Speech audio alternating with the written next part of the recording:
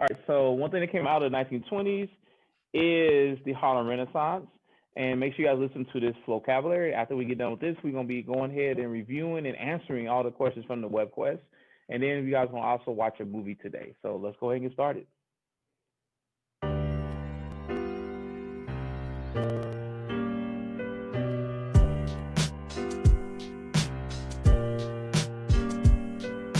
The rebirth, yeah, we born again. That's what the Harlem Renaissance is. African Americans found a spotlight, and we used it to highlight culture, art, joy, pain, music, dance, everything. Harlem was the place, go New York, that it started taking shape. Renaissance. When slavery ended, blacks in the South started heading north like peace, we out. This is what you call the Great Migration from fields to big cities in hopes of escaping racial terrorism and seeking opportunities. Harlem, New York was a welcoming community full of free thinkers and liberal minds. They spent money on art and had a good time. From this, new ideas began to arise about blackness in America with thinkers like W.E.B. Du Bois and his theory of double consciousness, which said black people feel that their identity splits between being African and being American. And Marcus Garvey encouraged pride in that African heritage and tried to unite black Americans with the idea of going back to Africa, aka the homeland. These movements were at the start of what we call the Harlem Renaissance. The rebirth, yeah, we born again. That's what the Harlem Renaissance is. African Americans found a spotlight, and we used it to highlight culture, art, joy, pain, music, dance, everything. Harlem was the place that it started taking shape. A renaissance is a rebirth of sorts, and blacks redefine their worth through art. A musical named Shuffle Along, in fact, was written, produced, and performed by blacks. The first of its kind, a blockbuster that white and black showgoers went nuts over. Jazz and the blues made their way to Harlem too, and people were amazed at the crowds they drew. Musicians like Duke Ellington and Louis Armstrong packed out the house every night they performed songs. Singers like Bessie Smith and Billie Holiday sang so beautifully, it blew the crowd away. It was also time to shine for writers and poets. Black authors really saw their work flourish, like Zora Neale Hurston and Claude McKay used their mighty pens to express their views and explored themes like race and racism. The work proved timeless, it's full of wisdom. Some even sound great over rap beats too.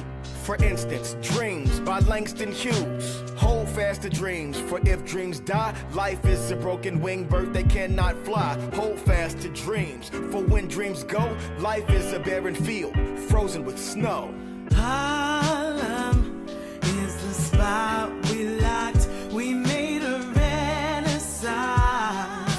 Our response, discrimination, got my people low, but we use brilliance to show you our souls.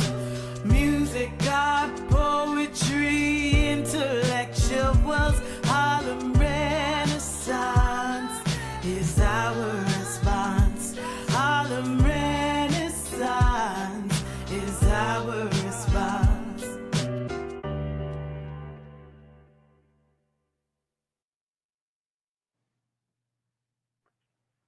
All right, ladies and gentlemen. So hope you guys like that. Let's get into the 1920s WebQuest.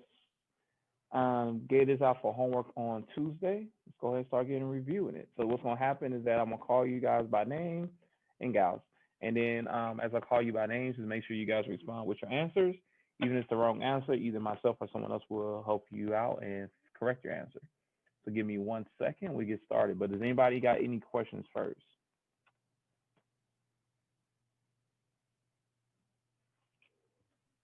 Are you calling names in order? Yeah, I'm kind of going alphabetical order, but I might start switching it up because I have a habit of doing that, to being totally honest. So just be ready to go. Be ready to go. All right.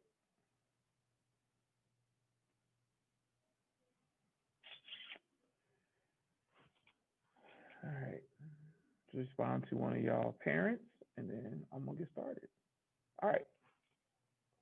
All right. Number one, what was used for movies in the 1910s and 1920s? Let me start off with Luke.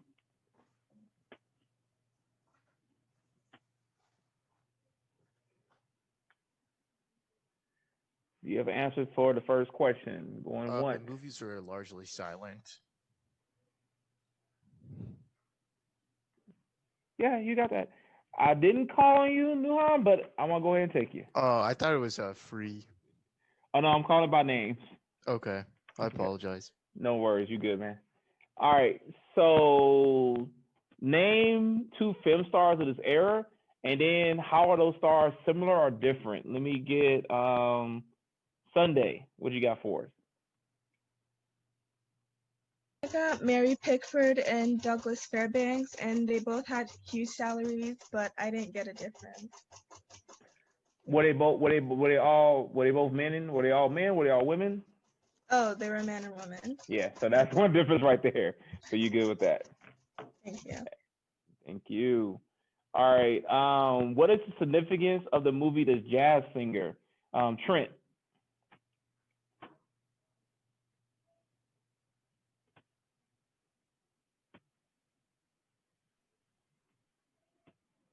Did you call me?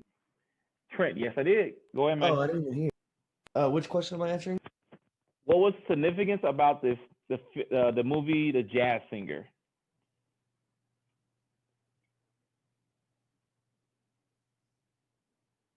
Hold on, let me open it. My thing just closed. Okay. Oh, I didn't get that one. Okay. What about Daniel? Do you have that one for us? The first film with sound and recorded music over it. Good job. All right, let's go to now some of the inventions. Let me get Alyssa. Can you give us 3 inventions that came out in the 1920s?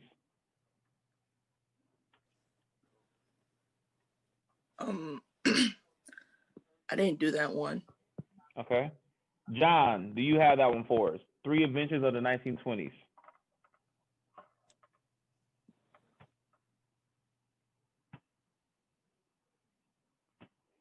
Okay. Anybody on the call who got that one? The 3 inventions of the 1920s. I can do it. I can do it. Whoever went first. Whoever wants to go first. I think I went first.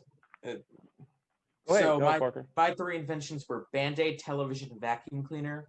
And I said the vacuum cleaner and television both modernized home life, but the television was more for recreational use. Okay, good job. Thank you for getting both of those. Did you guys also get the lights, the traffic lights, the traffic signals? You got anybody get that one? Yeah. Yes. Anybody get the washing machine? I got rocket, traffic light, and television. Gary, good job, good job. Now, did the television come out yet, or was it the radio? It was the television. Okay, making sure you got it. Remember now, keep this in mind, with this time period, the radio's gonna be the big thing though, okay? The TV came out later, the radio is the big thing here. All right. Wait, were we all supposed to have the same 3 inventions? No, you didn't all have to have the same one. Okay. So you did both A and B. Now let's talk about some of the slang of the 1920s.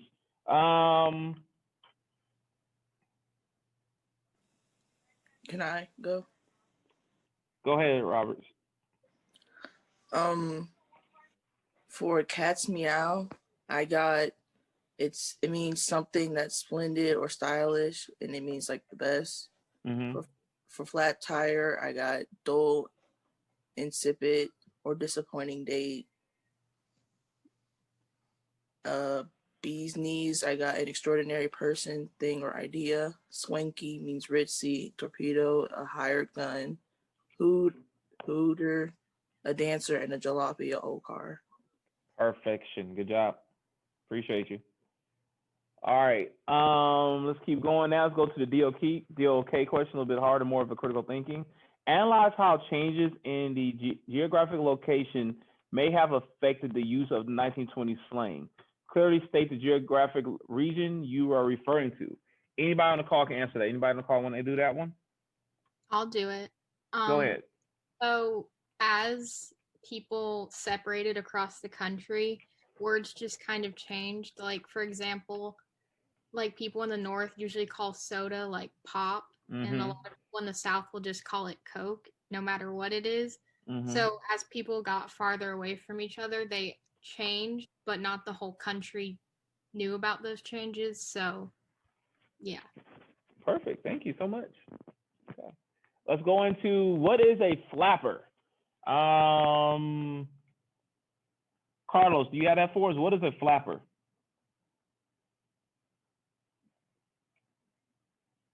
No, I don't have that one. Okay. John, I'm not sure if I called you yet or not, but do you have what is a flapper? Describe a flapper in 5 words. Yeah. Unique, new, lovely, expensive, about 19. Okay. And were these male or females? Typically. Female. Yes. Okay. So ladies, the flappers are the reason why you can wear clothes that are not down to your ankles, and you can be a little bit more out there, if you will. But the flapper has really changed the whole idea about women. So thank you for that, John. Now let's get into this DOK question. DOK 3. So this is like a mid-level, higher-end question. What conclusions can be drawn from these two pictures of women of the 18th and 19th centuries? This is open to anybody. Who want to do this one for us? Who got this? I'll do this one. Okay, let me go and go to Trent. I just saw his name pop up first. Go ahead, Trent. The conclusion that we can make from the two pictures is that the women were willing to do whatever it took to have equality. Okay. As Anybody we got see something in different? one, they're like marching, and then the other, it looked like to me they were messing up somebody's house out of anger. Okay. Anybody else got something? Yeah. Okay. So for me, it was kind of like a female can do both. Like she can riot in the streets and whatnot, but she can also be like herself and a lady when she needs to be. Good job. Good job, you guys. All right, let's keep moving on. Good job, y'all. Let's go to the history of jazz. Which city is Louis Armstrong from? Can I hear this one? Who said that? Brandon. Go ahead. New Orleans, Louisiana. New Orleans. All right, good job. What city is considered the birthplace of jazz? Austin. New Orleans. Did anybody get anything different? Just curious. No. Okay, perfect. Noel, name 2 other jazz musicians outside of Louis Armstrong. I've got Kid Ory and Duke Ellington. There you go. Keep in mind, Duke Ellington and Louis Armstrong, a lot of current day musicians sample a lot of their older work. So hip hop and jazz in particular. I mean, hip hop and R&B. All right, name 2 other jazz musicians. We did that one. What was the dance craze of the 1920s? Sean. The Charleston. The Charleston. That was the biggest dance craze of that time period. Good job. You have a very famous actor, singer, and dancer. Man, I'm about to get her messed up. She was a black singer. Oh man, I don't want to mess up her name. I'm about to forget. I'm gonna come back to it. But she did the Charleston really good, became very popular. It was really interesting and crazy because she was a black woman doing it, and you know, women are starting to come out as far as being a little more flamboyant. But then also blacks are still doing the Jim Crow. So this is Lena Horne. I'm sorry, that's who it was, Lena Horne. So she was very famous. So you can do a YouTube, you can see her doing the dance. And if you see what she was dressed as, both being a woman and a black woman, it was very, very, very, very revolutionary in a sense. All right, give me a second.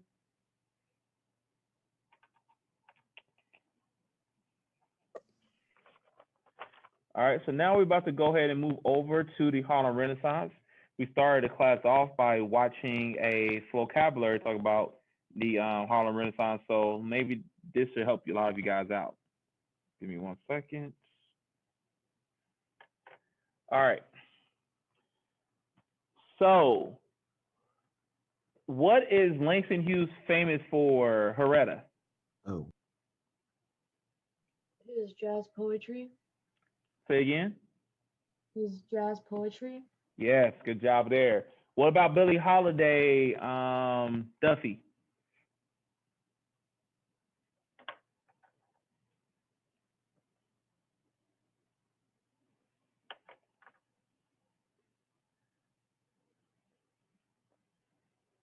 Duffy, nothing. How about Deanna? Oh, he What do said you in got the for? chat. Oh, He said it okay. in the He chat. typed it in the chat. Okay, give me a second.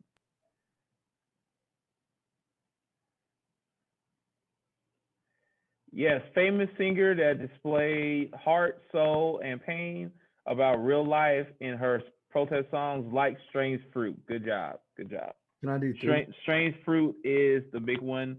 I referenced that a lot in Jim Crow, so when we come back to that review, I'll be talking about that. Who said he wanted to do from Duke Ellington? Me. Trent, go ahead. Yeah. He was a pianist and composer, and he was a leader of jazz orchestra. Yes, correct. Okay. Now, my girl, Zora Neale Hurston. Who got Zora Neale Hurston? Let me go to Deanna.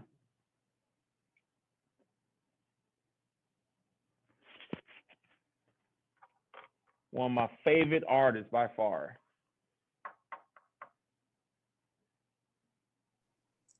She was an American author and filmmaker. Yep. One of the most popular. She really influenced a lot of other individuals in the Harlem Renaissance as well. All right. Elaborate on the reason their contributions socially and culturally were so groundbreaking for the period being discussed. This is open to anybody. Why do you guys think, what are your answers to this DOK question here? Anybody got this one? Because a lot of Black artists weren't allowed to do a lot. A lot of Black artists made different musical and performing arts based stuff, I'm guessing. Yeah, you guys right. You guys are all right. Those are exactly the right answers. I couldn't say it better myself. Good job, gentlemen. All right. Given, let's talk about sports in the 1920s. Who was one of the famous baseball players of the 1920s? Babe Ruth. You got it. And then Blair, who was a famous boxer? You got a couple to choose from here.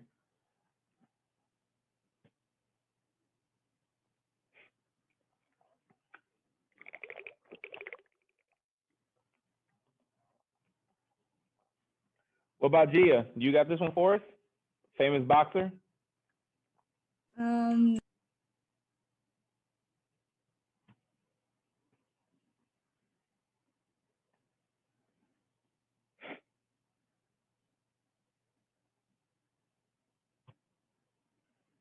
Okay, anybody in the class? Anybody got the rest of these famous athletes for boxing, racing, and tennis?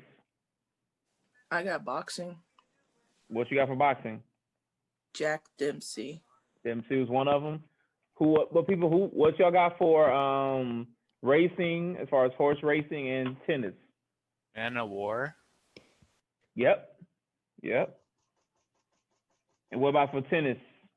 Helen Wills. Helen Wills. There we go. Good job. All right. What effect did the radio have on the expansion of popular sports in the 1920s? Nathan. People spent more time listening to sports. Oh, definitely. Now let's get into the organized crime. So I want now, Egan, can you define what organized crime is? Organized crime is yeah, organized crime is like it says it in the name pretty much, but it's like a group of people that they like plan out their, the stuff they do, and they have like a way of doing things, and it's not just like spur of the moment, I guess. Correct. With that being said, what is labor racketeering?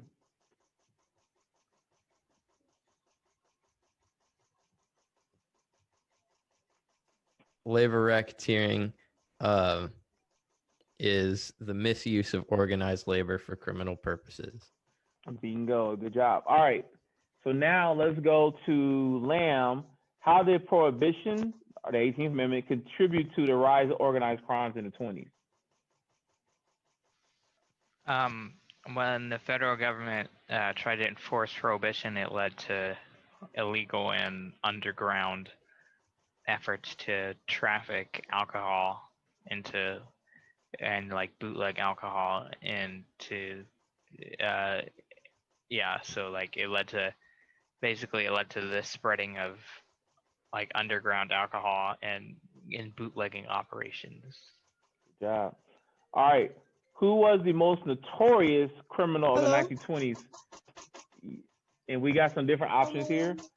Who was the most notorious criminal of the 1920s? Let me get Guta. What you got for us? I got Al Capone. Al Capone? Yes. Anybody got some different people? George Nelson. George Nelson. Anybody else?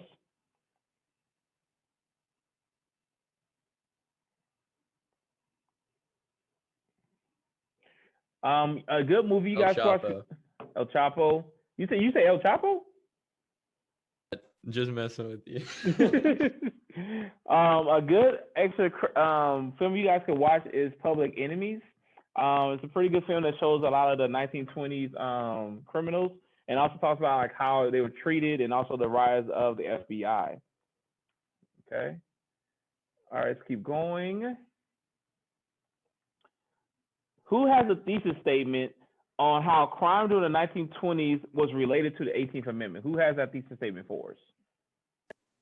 I'll answer this one. Go ahead. Crime relates to the 18th Amendment because it prohibited alcohol and people started doing it illegally. If that makes Great sense. job. Good job. That's a good solid thesis statement. So it's the topic and then your opinion on the topic. That's how you do a good thesis statement. Good job. All right. What was the goal of the Ford Motor Company? Let me go to Frederick. What was the goal of the Ford Motor Company?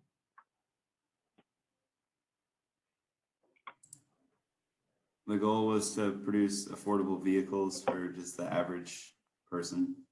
Excellent. And then what is the advantage of the interchangeable part, Theodore?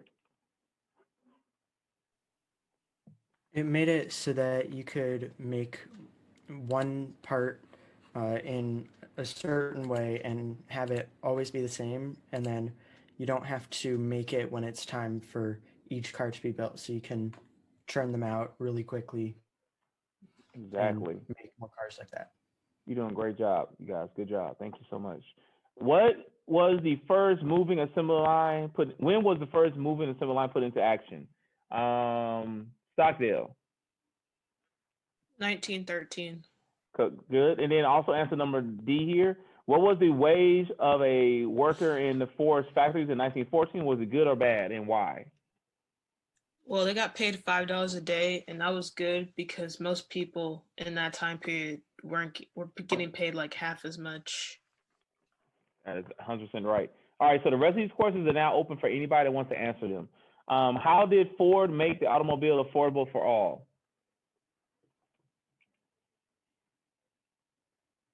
He lowered Anybody the in price of class? it. Okay, Because yeah, it he was lowered it. originally in like the 800s, and then he made it to like the 300s. Good job, good job. Let's go to Marcus Garvey. What organization did Marcus Garvey found?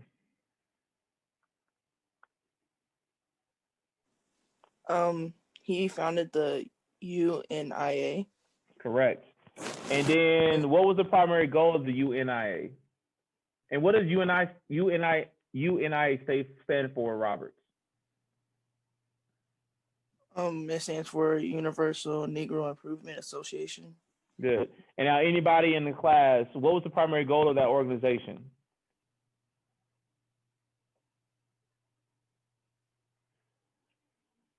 It was to unite all of African diaspora to establish a country and absolute government of their own. And remember, diasporas literally goes to the idea that whereas we have a group of people that's been spread out across the world, you trying to bring them back under a common thing. We get into that more in ethnic studies.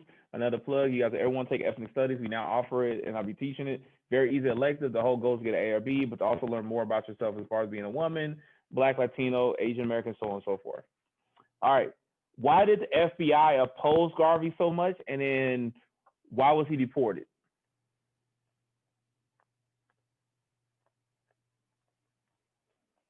Anybody? I was getting extra points now. Anybody? Was it because he was here illegally? He was an immigrant. Where did he come from? I didn't get that. He's originally He came from Jamaica. Jamaica. Yeah, He's Jamaica. from Jamaica. But he got deported because he was doing mail fraud, which involved the Black Star Line. And then why did the FBI oppose him? Anybody got that? Why did they not like him? They thought he was trying to form a black militia to like Yeah. overthrow the government. There you go. Good job on both of those. Predict the outcome of Black Americans and other minority groups during the 1920s without Marcus Garvey and his organization. Anybody got that?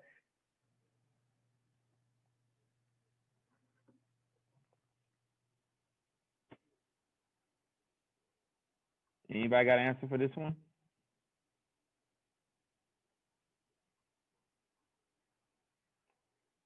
Going once, twice. All right, so without that, you can make an argument that they would not have any kind of organization. You also had a lot of things going on. That was just back also with Chinese, Latins, particularly Mexicans in the 1920s. So these organizations really try to help unify them. All right, that is everything. So congratulations, you guys. Good job overall. Okay. All right, so now, what you guys want to do now is go ahead. I'm going to post this link to you guys in the chat. What you guys are going to be doing now is watching this film. So we're talking about the 1920s. And it's going to be in color. So there's one more review for you guys. So go ahead now. Let me put this over here in the chat.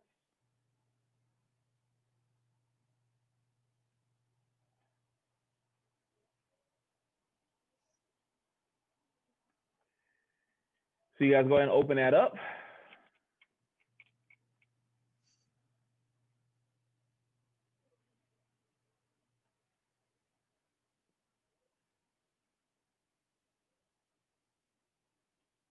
Remember, if you ever have an issue with getting into the class, just email me and I'll forward you guys the link. So just as a reminder, when you guys are doing the Google Doc, click right here on File. You can click on Make a Copy. That way you make a copy of it and it goes to your Google Drive, or you can just download it as a Word document, okay? Now let me just show you guys really quickly what we're going to be doing for homework.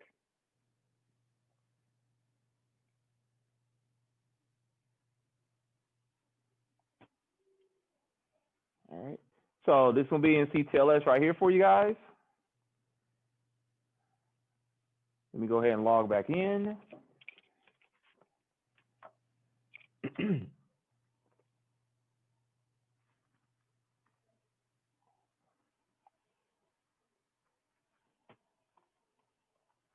All right, so when you guys log in, you go to the class that you're in, and then what you want to do here is to make sure you guys also first note that here on the class board, I posted a Unit 5 things to know. You guys know this is where you have your study guide, key vocabulary, so on and so forth.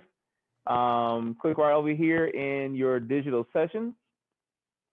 You go to today's digital session, which will be the Roaring 20s. Today is the 22nd. Okay. And then this right here is a link to the movie that you guys can go watch anytime you want to. And then for homework, what you guys need to do is complete this Nearpod, talking about Langston Hughes and his poem Dreams, also talking about the Harlem Renaissance. So this Nearpod here is really a connection to ELA, and it really kind of helps you guys. This is where you have some of the labs as far as American literature and also U.S. history. So I want to really kind of get into Langston Hughes. Make sure you guys do that. I got a question for you. On the first line, what are you supposed to put on the Nearpod? On the first line? Your My name? name. Your name, and then what do you put on the second line? Your nickname. Period. The period. So you got to get credit for this. You got to have both your name and the period. If you don't do that, you will not get credit for this assignment. So make sure you guys do that for homework. Should take you about maybe roughly 30 to 40 minutes at the max. You guys got some videos in there. Okay. Is everybody clear on what you guys are doing for homework and how to get to that in your CTLS? Yep. Okay. And just one more time, remind you, go here to lesson resources. You go down to the bottom. This is where you see the video from Tuesday and also the video from today. And then lesson assignments is where you guys go get your homework, and that's where you post your work at. Okay. All right. So let's go ahead and get started on the film. We're gonna be able to get at least a good 30 minutes in, so we might be able to finish most of the film. All right. So let's go ahead and do that. Let me change. Is this something that we're doing with a paper? You guys are doing these notes right here. So this is why I just posted in the chat for you. So you'll be answering these questions as you guys watch. Okay. Are we turning the notes in? The notes what notes are you referring to? The 1920 in color. Yes, you guys are gonna be turning this in. I'm gonna make a spot for it and CTLS in a moment. Okay, thank you. Yep.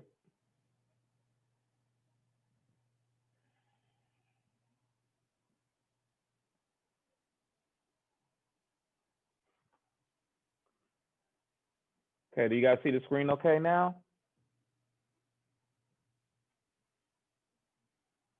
Yes. Yeah. Okay, cool. All right, let's go ahead and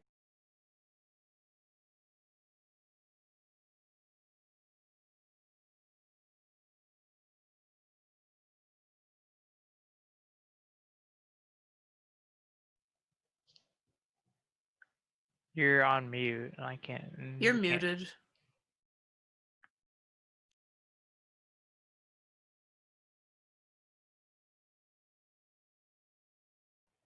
all right. Sorry about that, you guys. So we stopped at 24 minutes for the film. This is where you guys will post your notes that you guys are taking. This is due again at 11:59 tonight. So make sure you guys put those in for me. Today's lesson recordings will be right here on the lesson resources. If you go back again to digital sessions, you click on today's date, which will be 10/22. You guys need to also complete the Nearpod here, talk about Langston Hughes in Dreams, his work of dreams. And then that's one closes out, talk about the 1920s and the Harlem Renaissance. Does anybody got any questions for me? The film, excuse me, one more time. The film notes was posted in the chat, so that's where you guys have to get those out, and not post those on CTLS. Where do we leave off again? We left off at 24 minutes. Okay, thank you. So second block, we left off at 24 minutes. Everybody got it? Yes. Yeah. All right. Any other remaining questions we have out there, y'all? All right, then that's gonna be it. You guys have a blessed and beautiful day. Take it easy. Thank you. Thank you. Bye, Dr. Silva. Take it easy, guys. Thank you.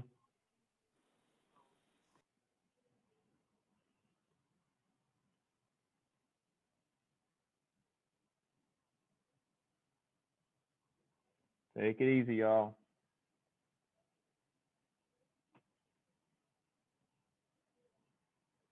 All right, I'm gonna go ahead and end the call. So thanks a lot, y'all.